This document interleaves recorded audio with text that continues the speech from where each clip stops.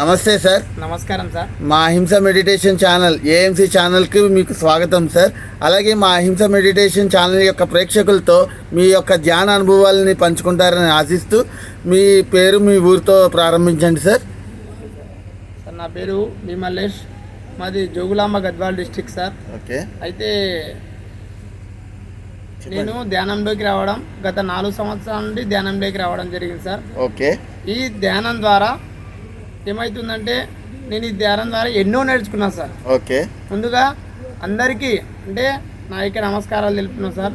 ఇటువంటి మార్గాన్ని చూపించినటువంటి అంటే మహాగురువు అయినటువంటి బ్రహ్మర్షి పితామహ పత్రిజీ గారికి నా వేల ప్రణామములు తెలుపుకుంటూ నాతోటి ఆత్మ బంధువులందరికీ ప్రతి ఒక్కరికి ఆత్మ ప్రణామాలు తెలుపుకుంటున్నా సార్. Super sir.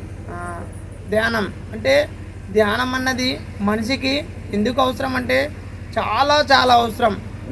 తన ఎరుకని గుర్తు చేస్తుంది, తను ఏం చేయాలో జీవితంలో దాన్ని గుర్తు చేస్తుంది. ఎందుకంటే ధ్యానం ఇప్పుడు కష్టాలు వస్తాయి, కష్టాలు అయితే ధ్యానం చేస్తే ఏమి కష్టాలు అయితే పోవు, కానీ అధైర్యం నుండి ధైర్యాన్ని నూరిపోస్తుంది సార్ ధ్యానం అన్నది. సూపర్. ఈ ధ్యానం ద్వారా ప్రతి ఒక్కరూ తనని తానుగా ఒక శిల్పిలాగా మార్చుకోవచ్చు సార్. శిల్పంలాగా మార్చుకోవచ్చు. శిల్పి ఎలా చెక్కబడతాడో అలా కొట్టిన దెబ్బలు తిని తిని తిని ఆఖరికి శిల్పంలాగా మారిపోయే శక్తిని ఇస్తుంది సార్. ఈ ధ్యానాన్ని గుర్తు చేసే శక్తిని ఇస్తుంది సార్. Super sir. సార్ ఇప్పుడు అలాగే మన ఇంట్లో చేసే ధ్యానానికి ఇలా పిరమిడ్లో చేసే ధ్యానానికి ఏమైనా తేడా చెప్తారా సార్ మా ఏఎంసీ ఛానల్తో? ఎగ్జాక్ట్లీ చెప్తా సార్. చెప్పండి సార్. ఇంట్లో చేసే ధ్యానానికి సపోజ్ కుటుంబంలో ఒక 5-6 మెంబర్స్ ఉంటారు. 5-6 మెంబర్స్లో నేను ఒక్కరినే ధ్యానం చేస్తున్నాను సార్. అప్పుడు ఏమవుతుందంటే మనకి కొన్ని ఆటంకాలు వస్తుంటాయి. అటువంటప్పుడు ఇంకోటి మనం చేసినప్పుడు మనకి హ్యాపీగానే ఉంటుంది, కానీ వారైతే ఏదైతే అలజడి కానీ ఏదైనా ఒత్తిడిలు కానీ సృష్టిస్తున్నప్పుడు మనకు ధ్యానం కరెక్ట్గా సెట్ కాదు. ఇంకోటి ఇదే పిరమిడ్ అయితే మనల్ని ఒక వనవాసం అంటే ఒక ప్రకృతిలో చేస్తే మనల్ని ఎవరైతే కదపరో అలాగా పిరమిడ్లో ధ్యానం చేస్తుంటే ఎంతో అద్భుతంగా ఉంటుంది. మనం ఎవరిని ఏం చేయరు, ఎంతో ఎనర్జీని పొందుతాం సార్. Okay sir. ఇప్పుడు అలానే ఇప్పుడు చాలామంది మాంసాహారాలు తింటూ ఉంటున్నారు, తెలిసి తెలియని వయసులో చిన్న చిన్న పిల్లలు తింటూ ఉంటున్నారు. వాళ్ళకి మీరు ఏం సందేశం తెలుసుకున్నారు? నేను ఏం సందేహం ఇస్తుందంటే ఇది ఒక హిందూ దేశం, ఇది ఒక భారతదేశం. ఎన్నో గ్రంథాలు, ఎన్నో వేదాలు, ఎంతో అంటే శ్రీకృష్ణ భగవానుడు చెప్పిన భగవద్గీత ఎన్నో చెప్పినాయి. మనకు వేదాంతాలే చెబుతున్నాయి మాంసాన్ని తినరాదు, ప్రతి జీవిని హింసించరాదు, అందరిలోనా నేనున్నానని భగవద్గీత కూడా చెప్పింది సార్. దాన్ని ఫాలో కావాలి అని నేను చెప్తా సార్, అంతే. Okay sir. ఇప్పుడు చాలామంది పిరమిడ్ మాస్టర్సే అంటే కొత్తగా తెలుసుకుని వస్తున్నారు కదా, వాళ్ళకి మీరు ఇచ్చే సందేశం ఏంటి sir? Sir first of all నేను సార్ ఏమవుతుందంటే ఎవరు రాగానే సింహాసనాన్ని అధిష్ఠించాడు, రాను రాను వారికి అర్థమైపోతుంది సార్ ఈ ప్రక్రియ ఏంటి, ఈ ధ్యానం ఏంటి, నాలోన ఏదో మార్పు, తెలియని మార్పు వస్తుందని వాళ్ళకి ఆటోమేటిక్ అర్థమవుతుంది. నేను ఇచ్చే సందేశం ఫస్ట్ వాళ్ళకు ధ్యానం చేయాలి, ఓకే సార్, కూర్చోవాలి అని చెప్తా సార్. నేను ఇప్పుడు దాకా ఎక్కడైనా శాఖాహార ర్యాలీలో పాల్గొన్నారా సార్? ఎస్ సార్, పాల్గొన్నా సార్. ఎన్ని చేశారు సార్? సార్ ఒక 10-5 చేసింటా సార్. Okay sir. మీరు చేసిన ఒక 5-10 అంటున్నారు, ఓకే, ఓవరాల్గా 10 వేసుకున్నారు. ఆ 10 ర్యాలీస్లో మీకు బాగా గుర్తుండిపోయి అక్కడే నాకు బాగా అనుభవం వచ్చింది అనిపించే ర్యాలీ ఏమైనా ఉంటే చెప్తారా సార్? ఉంది సార్. మాకు జోగులాంబ గద్వాల్ డిస్ట్రిక్ట్ సమీపంలో ఒక గ్రామం, ఉదండాపురం గ్రామం సమీపంలో ఒక శాఖాహారి నిర్వహించినారు. మేము ధ్యానం చేస్తుంటే ఎంతో అంటే వేలాది మందిగా తరలి వచ్చి ధ్యానం చేస్తుంటే ఏమవుతుందంటే అక్కడ ఉండే చెట్లు కానీ అక్కడ ఉండే పొలాల్లో ఉండే జీవరాశులు కానీ ఎన్నో మాకు వాటి స్వాగతం పలికినాయి సార్. మేము శాఖాహార ర్యాలీ చేస్తుంటే ప్రతి ఇంటికి మా శబ్దం, మా స్లోగన్స్ వెళ్తుంటే ఆ ఇంటిలో ఉన్న నెగిటివ్స్ కూడా బయటికి పోతున్నాయని మాకు విజన్ వచ్చింది సార్. Super sir, great. శాఖాహార ర్యాలీ అంటే అంత విశిష్టం. ఎందుకంటే సార్ సకల జీవరాశులని కాపాడుతున్నామంటే ఆ ప్రకృతి, భూమి, పంచభూతాలు సైతం మనల్ని చూసి ఆనందిస్తాయి సార్. సార్ మీరు ఇప్పుడు దాకా ఎప్పుడైనా పిఎంసి ఛానల్లో ఇంటర్వ్యూ ఇచ్చారా? పిఎంసిలో ఇచ్చినా సార్. ఆ పిఎంసి ఛానల్ గురించి ఏమనుకుంటున్నారు మామూలుగా?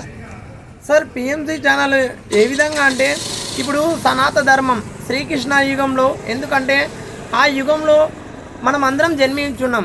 ఆ యుగంలో ఏంది, శ్రీకృష్ణుడు కానీ రాముడు కానీ సత్యాన్ని ధర్మాన్ని తెలియజేయడానికే భూమి మీదకి వచ్చారు సార్. అంటే మానవ రూపం ధరించి పరమాత్మ స్వరూపమైనటువంటి. కానీ అటువంటి దారిని ప్రచారం చేయటానికి ఇప్పుడు మనకి భగవద్గీత, భాగవతము మిగతావి ఎట్లా ఉన్నావో అలాగనే మనకి పిఎంసి కూడా అందరినీ ఒకటే కూటమి కింద చేర్చే విధంగా చేస్తుంది సార్. సార్ అట్లాంటి ప్రయత్నమే మా లేటెస్ట్ ఛానల్, లేటెస్ట్గా 1 year బ్యాకే మేము లాంచ్ చేసాం యూట్యూబ్లో. అహింస మెడిటేషన్ ఛానల్ సార్ ఇది. అహింస అంటేనే మామూలుగా మనం ఏ జీవిని హింసించరాదు అనే ఉద్దేశం. అది పిరమిడ్ యొక్క మెడిటేషన్ అందరికీ తెలుసు. అహింస ద్వారా కూడా మెడిటేషన్ చేస్తే ఎలా ఉంటుందో, అది జనాలకి ఎలా తెలుస్తుందో అనే ప్రయత్నమే మా అహింస మెడిటేషన్ ఛానల్ సార్. మీకు తోచినంత మందితో వీలైతే ఈ ఛానల్ సబ్స్క్రైబ్ చేయండి. మేము ఎవరి దగ్గర రూపాయి తీసుకోము, ఎవరిని అంబాసిడర్ చేస్తామని మేము లాంచ్ చేయము. మేము లాంచ్ చేసేది ఏంటంటే సబ్స్క్రైబర్స్ని కోరుకుంటున్నాం. అట్లే ఈ ఛానల్ని శాటిలైట్ ఛానల్ లాగా, పిఎంసి ఛానల్ ఇప్పుడు ఎట్లయితే శాటిలైట్ ఛానల్ అయిందో అట్లాగే ఏఎంసి ఛానల్ కూడా శాటిలైట్ ఛానల్ అయ్యే ప్రయత్నమే మా ఈ ప్రయత్నం సార్. అట్లే మీకు ఇంకొక చిన్న ప్రశ్న ఉంది సార్ నా నుంచి. ఇప్పుడు ఉన్న నేటి యువతరానికి ధ్యానంలోకి రావాలంటే ఏమని మెసేజ్ ఇస్తారు సార్? నేటి యువతరానికి నేను ఇచ్చే మెసేజ్ ఏంటంటే, ఇప్పుడు సార్ వారికి ఏమవుతుందంటే, నేటి బాలలే రేపటి పౌరులు అన్నారు. భావి భారత పౌరులు ఎవరంటే ఒక విద్యార్థులే, ఒక యువతనే. ఎందుకంటే నెక్స్ట్ తరాన్ని మార్చాలంటే ఈ తరం మారితే కానీ నెక్స్ట్ తరం మారదు.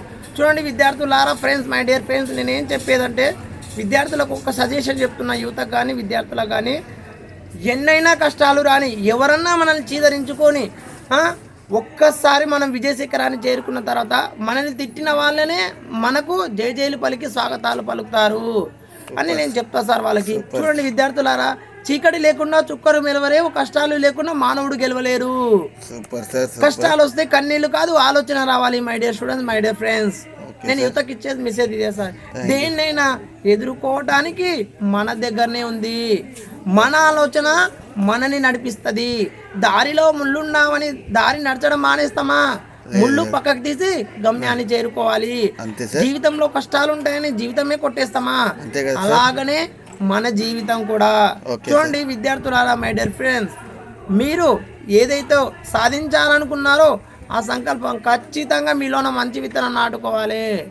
మంచి విత్తనం నాటుకుంటే మంచిగా ముందుకెళ్తాం. My dear master, my dear friends, నేను ఇచ్చే సజెషన్స్ ఇదే సార్ విద్యార్థులకు. చాలా అంటే చాలా విలువైన సమాచారాన్ని అందించారు సార్ మా అహింస మెడిటేషన్ ఛానల్కి.